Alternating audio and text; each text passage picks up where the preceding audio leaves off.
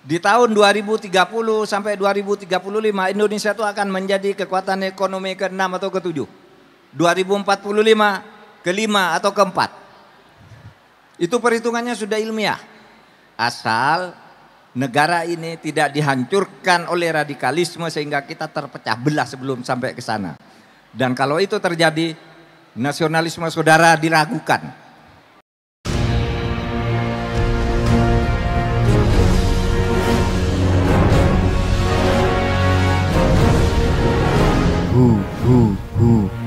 Allah. Saudara, modal utama ya bisa macam-macam tergantung cara melihatnya. Tapi kalau saya sebagai orang yang belajar hukum, modal utama kenapa saudara harus mencintai tanah air ini?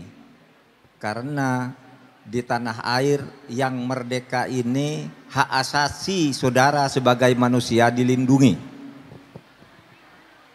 Saudara bisa berkembang di sini, bisa bermimpi untuk mencapai cita-cita sekaligus bisa mencapai cita-cita itu sendiri. Kalau dulu sebelum Indonesia merdeka saudara bermimpi aja tidak boleh. Sekarang saudara rangkai cita-cita bisa jadi. Saudara, itu modal utama. Saudara punya hak asasi dan punya negara merdeka. Kalau saudara tidak merdeka, hak asasi manusia, saudara, itu tidak akan dihargai, tidak akan dihitung. Seperti halnya dulu, ayah-ayah kita, nenek-nenek kita, karena hidup di negara jajahan ya tidak bisa maju. Tapi kita hidup di negara merdeka, bisa jadi apa saja asal mau. Sekarang orang Islam di Indonesia itu bisa jadi apa saja. Bisa jadi tentara, bisa jadi jenderal polisi. Saya selalu membanggakan nih, saya sekarang membawa 2 jenderal. Coba Pak Armid berdiri, Pak Armid berdiri Pak, lihat Pak. Ini nih, Jenderal Armid Wijaya. Islam, rajin sholat. Dia deputi saya, deputi 5. Silakan Pak duduk.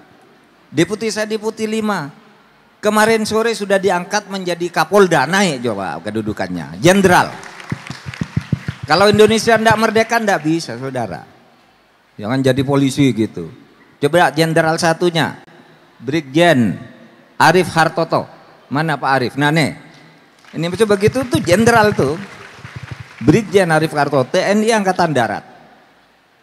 Ngaji, sholat, puasa, gitu. Kalau dulu zaman Belanda, saudara mau waktu dijajah itu mau tempat sholatnya kumuh, masih diejek lagi, diejek tidak mutu, tidak beri kesempatan apa-apa untuk maju. Saudara, oleh sebab itu syukuri ini kemerdekaan atas berkat rahmat Allah itu sebagai modal utama bagi saudara untuk mencintai tanah air ini. Karena saudara menjadi bermartabat. Saudara, terutama kalau bagi umat Islam saya katakan coba, umat Islam sekarang ini sudah ada di mana-mana, yang gubernur banyak, yang menteri banyak, yang DPR banyak. Malah Gus Dur lulusan pesantren jadi presiden bisa. Gitu. Karena Indonesia merdeka. Dan ingat, Indonesia ini mempunyai sumber daya alam yang luar biasa. Yang manakala sumber daya alam ini digabungkan, diolah bersama dengan sumber daya manusia yang ada sekarang, itu diproyeksikan tahun 2045 Indonesia akan menjadi negara dengan kekuatan ekonomi terbesar keempat di dunia. Ya, itu perhitungan sudah ilmiah. Sekarang kita hitung. Kita punya tambang apa? Ahlinya berapa orang? Akselerasinya setiap 5 tahun berapa? Itu bisa dihitung. Bisa dihitung. Besok hilirisasi akan mulai di bidang apa? Dan tahun 45 sampai apa? Sarjana kita di bidang kimia berapa orang? Di bidang arsitektur berapa orang? Sudah bisa dihitung dari sekarang, saudara. Sehingga Itu nanti hitung tahun 2045 yang nomor 1 tuh RRC, nomor 2 India, nomor 3 Amerika, nomor 4 Indonesia, nomor 5 Jepang. Cilaka-cilakanya 5 dan 4-nya aja ketukar. Tidak akan terlempar ke 6 atau 7. Ini di dalam perhitungan sekarang, kalau saudara jaga tanah air ini dan bekerja sungguh-sungguh. Lawan kesewenang-wenangan, lawan korupsi. Berantas kejahatan bersama-sama. Jadi kita di tahun 2045 itu Indonesia emas.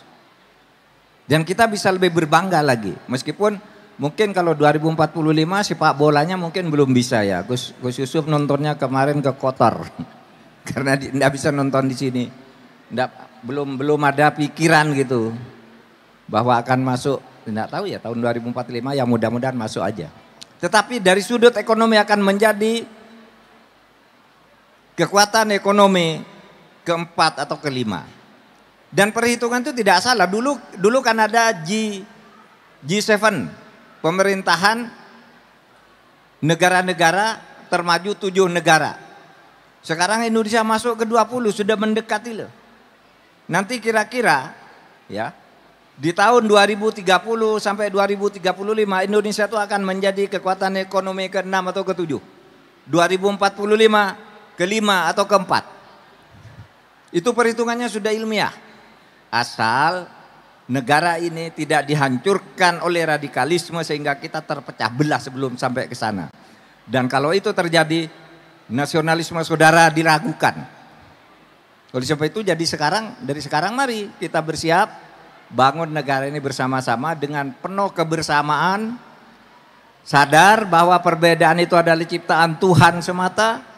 Dan Tuhan juga yang menyuruh kita berlomba-lomba di dalam perbedaan itu untuk membangun kebajikan bersama. Nah, kebajikan yang akan dibangun bersama itulah yang disebut kalimatun sawa.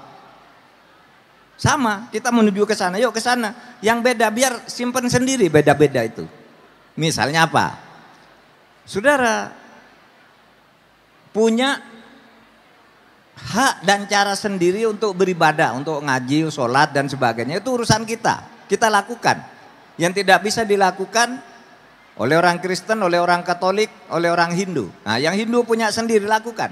Tetapi ada hal yang sama antara orang Islam, Kristen, Katolik. Misalnya memilih pemimpin yang adil. Sama, agama apapun sama.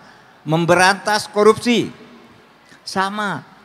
Memberantas terorisme sama, membangun lingkungan sama, hukum tata negaranya sama, hukum perdatanya bisa beda-beda karena perdata itu saudara hanya bisa jaga itu dengan rasa cinta tanah air, menjaga kemerdekaan yang sudah kita miliki ini.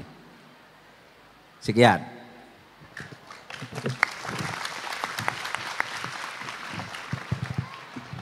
Saya kasih